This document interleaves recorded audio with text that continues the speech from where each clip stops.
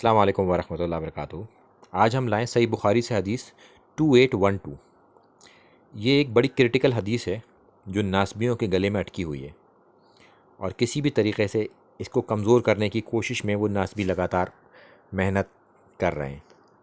یہ حدیث بڑی ہی کرٹیکل حدیث ہے جو کہ حضرت عمار ابن یاسر رضی اللہ تعالیٰ عنہ سے متعلق ہے کہ اللہ کے رسول صلی اللہ علیہ وسلم نے فرمایا کہ افسوس عمار کو ایک باغی جماعت قتل کرے گی، عمار تو انہیں اللہ کی طرف بلا رہا ہوگا اور وہ باغی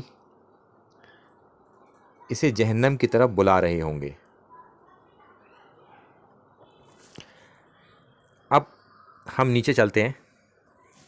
امام نسائی خصائص علی میں حدیث نمبر ہے 164، اور امام احمد بن حنبل 6929 میں لکھتے ہیں کہ جنگ صفین میں عمار ابن یاسر رضی اللہ تعالیٰ عنہ حضرت علی رضی اللہ تعالیٰ عنہ کی فوج میں شامل تھی، اور معاویہ کی فوج نے انہیں قتل کیا اور ان کا سر کاٹ کر معاویہ کو پیش کیا گیا۔